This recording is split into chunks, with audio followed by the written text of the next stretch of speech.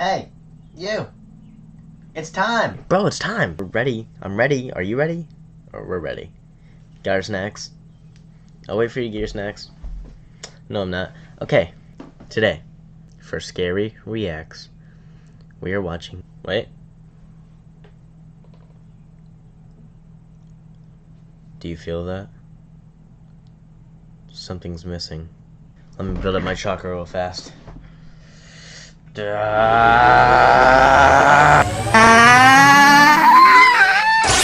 that I've reached complete chakra, let me spawn in the blanket of protection. Wait, hold on. I spawned to the blanket of protection on accident. 1 second. Bang, bang, bang. Now today is a mighty big day. We're actually watching one of my favorite horror animators, Snarled. Holy god, they're hot. And when I mean they, I mean their animation. And their narrator. She's pretty. Trust bro, this one low-key sounds pretty good. We're gonna be watching You Can't Hide from the Lady in the Woods. Scary camping story time. Yep. Hey, I'm Sapphire. Want to hear something scary? Kinda. A little bit. Maybe just a little bit. Not a lot. Our next chapter is inspired by an encounter that Maggie and her family experienced. Maggie, her parents, her older cousin Brad, and 2 friends, Ethan and Angel. Let me just stop you right here, bro. The spaghetti is so cold. It hurts. Went camping at Henry W. Coast State Park in California. It was her first time camping, so she was incredibly excited, but also a little scared. The thought of being out in the open, protected only by a layer of nylon, that's kind of creepy. But her family assured her that she'd be safe, and they would have a lot of fun. People go camping all the time. What's the worst that could happen? They arrived at the park at night and set up their campsite. While her parents went to sleep, Maggie and her friends were still up, talking in their huge shared tent. At about 3 a.m., Brad decided he wanted a little adventure. Have you heard of the legend of China Hole? I can't say that. Ew, that sounds gross, said Maggie. Don't be immature. China Hole is one of the more challenging hikes in the park. Along the trail is a creek. Legend has it, a married couple were walking the trail when all of a sudden, her husband threw her into the creek. Wow. He held her underwater until she stopped struggling. Oh, man. She had been cheating on him, and he wanted to end her life. Never mind. And now her angry spirit still resides in that creek and pulls down any men who look directly. He's still an L man's, but like, she is also an L woman's, but he went way too far. Into the water. And the weirdest thing is, corpses will appear in the park, dead from drowning, but nowhere near the creek. You're so full of shit, Angel said. Ah! Our campsite isn't that far from the creek. Why don't we go find out? Ethan, being the only other boy in the group, was not too thrilled about the idea of visiting a man-hating ghost, but he didn't want to look like a scaredy cat in front of Brad. Let's do it. I'm gonna die, bro. You gonna die. You're gonna die. Said in his most convincing voice. I'm in, said Angel. All eyes were now on Maggie. Brad was always doing stuff like this. Say no. He loved messing with his younger cousin. And Maggie knew that if she said no, she would not hear the end of his teasing. So? Fine, let's go. Lit cell phones in hand, they quietly crept out of their tent and toward the hiking trail. The only sounds in the air were the light crunching of their sneakers on the dirt and a gentle wind blowing. So when a bush rustled, they all jumped and pointed their cell phones toward the sound. They stared in silence, waiting to see if it would move again. It was probably just a lizard or something, Brad said. Let's keep moving. They continued to slowly make their way toward the supposedly creek. Brad suddenly stopped, causing Ethan, Angel, and Maggie to run into him. What are you doing? Shh. Brad was completely still. Brad, are you just trying to scare us? Shh. Do you guys see that? Brad slowly lifted his cell phone higher and higher until, in the distance, they could make out the faint outline of a woman. You're caught! They all screamed and bolted back towards the campsite. They hastily zipped up the tent and hid in their sleeping bags. Maggie was trying to rationalize what they had just saw. Maybe it was just a shadow that looked like a woman. Either way, she was glad to be back in the tent. That ain't helping you, bro. She heard what sounded like footsteps outside of the tent. Slowly, she lowered her sleeping bag. On the tent was the silhouette of a woman. What? Are they just like kids alone? Where are the parents? Eventually, she was able to fall asleep. What? The next morning, Maggie woke up to an empty tent. She heard voices outside, and so she went out to see what was going on. A few police officers were talking to her friends and parents. One of the officers saw Maggie and called for her to come over. "Hi, miss. Can you recall anything strange happening last night?" Bro, my eyes are watering so bad. Maggie thought about the woman they saw on the trail and the silhouette outside their tent. No. What's going on? We need you to come down to the station. Maggie and her family were taken down to the police station where they all had to take polygraph tests about what happened the night before. After they all passed, the officer told them what was going on. The body of an elderly woman was found a few yards from their campsite. Oh. How did she die? Brad asked. Drowning. All the kids were wondering the same thing. Multiple stab wounds, the officer said. They all let out a small sigh of relief. The legend of China Hole wasn't real. But then, who was that woman they saw in the darkness? Old lady Was it the woman who was murdered? Or her murderer? Old lady And whoever killed that woman, why did they spare Maggie and her family? Needless to say, Maggie hasn't been camping since. A special thank you to Maggie for providing the inspiration for this story. Like this video if it gave you the chills, and don't forget. Me either, yeah, darn chills. Alright, next video we're gonna watch is called Murder at the Sketch Motel. I've actually never seen this one. For the first time forever, I just scroll and scroll and scroll and scroll. But we are going to watch the video. It's gonna be a freaking W. So let's freaking do it. This is a story that was passed around a lot when I was younger, and it still gives me chills to this day. Let me tell you about the man who was a little too curious.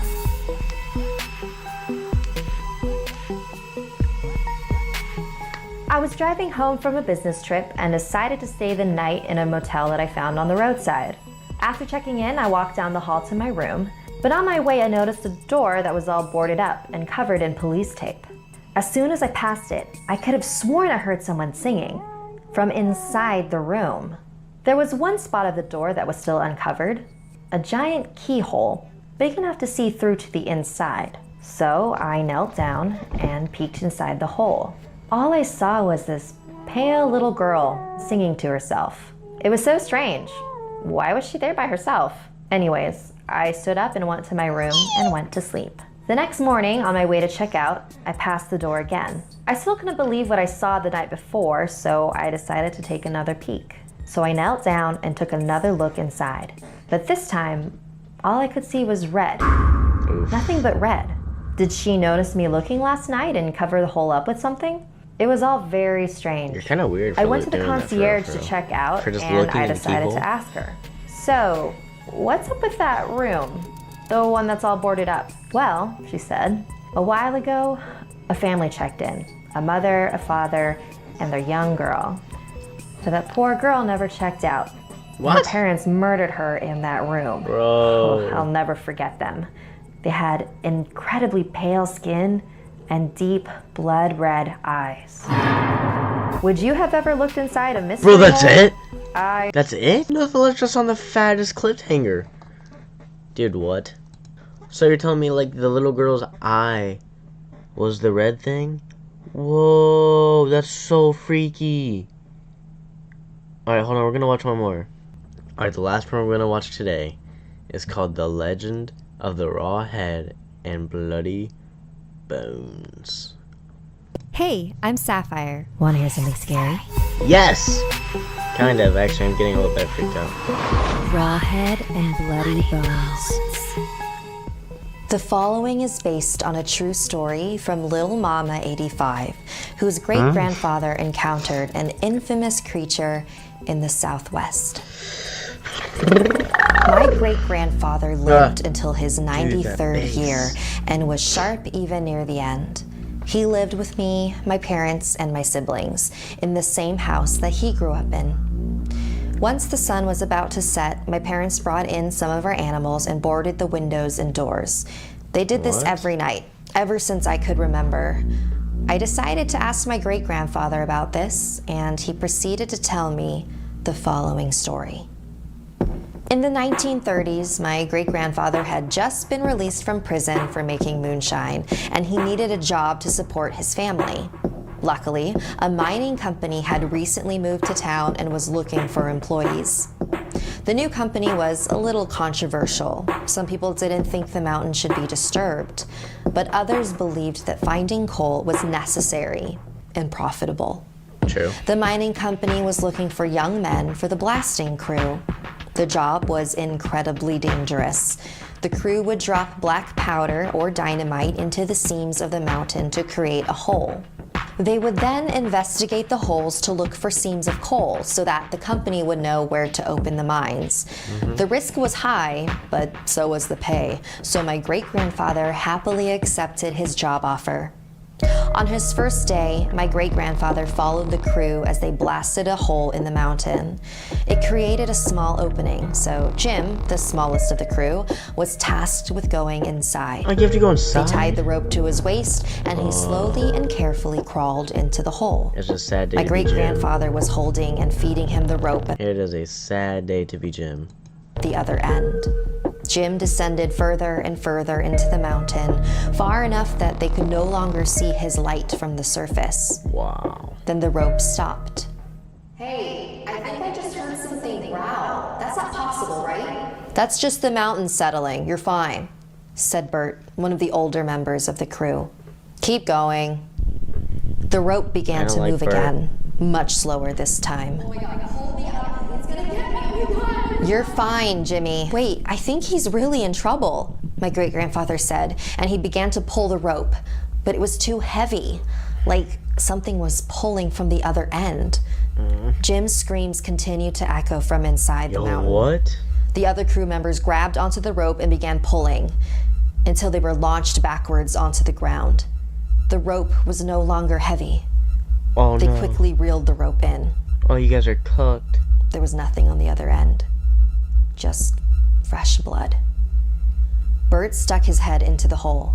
Oh God, smells like rotting meat. He called out below.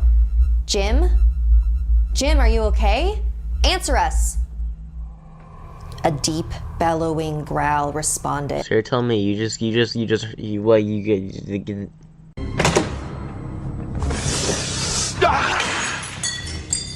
Siri, shut up.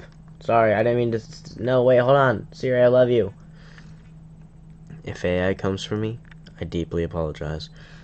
So you're telling me you had the rope. The guy was screaming for help. And you're like, nah, he's fine, keep going.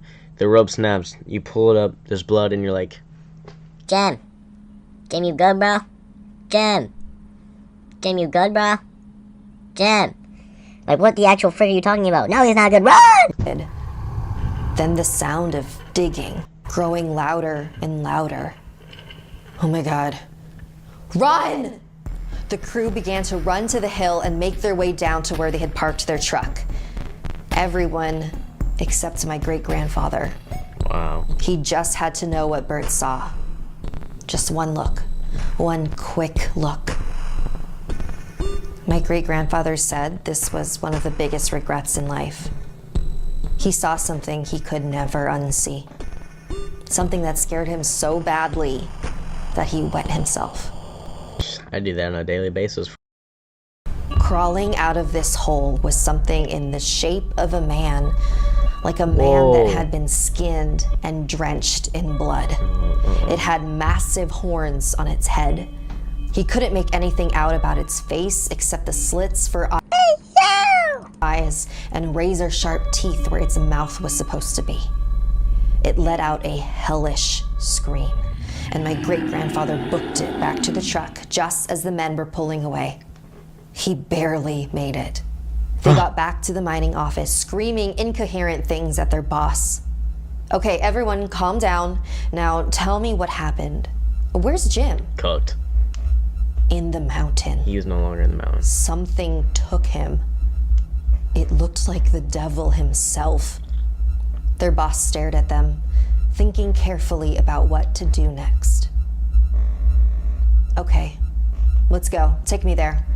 The rest of the crew protested and cried. We'll go back under one condition, my great-grandfather said. We have a group of at least 10 armed men with us. 2 hours later, my great-grandfather, his boss, and the armed men were making their way back up that mountain trail. After an hour or so, they came to the spot where the crew had parked their truck the first time. They got out and climbed the small hill. At the top, my great-grandfather stopped and pointed to the hole. But now, there was a blood trail leading out of it. All of the men followed the trail into the nearby trees. The trail turned into a set of footprints, huge prints that were a cross between a bear's and an eagle's. And the print towards the town. It's a beagle! The men ran back to their truck and rushed back to their homes to warn their families of the beast on the loose. Families were instructed to board their windows and bring their livestock indoors. After that day, no one stayed outside at night. It became part of the routine. Bring as many animals as you can inside, board your windows and doors, and pray the beast doesn't get you. Wow. So, it's still out there? I asked. My great-grandfather nodded. We should have left that mountain alone. We unleashed something terrible into the world that day. I don't think I'll ever forgive myself. Don't forget. Holy cow, I have chills going down my entire body, bro. All the way to my peas. Dude, why is Snarled so good for real? Okay, that's gonna do it for today. That is going to do it for today. I'm freaking out, and if I freak out, I get bad at talking. All right, that's actually gonna do it. I'm just gonna go cuddle up with my blanket and watch some, I don't know, other YouTuber. It's not me, because I'm low-key terrible at being a YouTuber. But that's okay. I'll get better. Bye.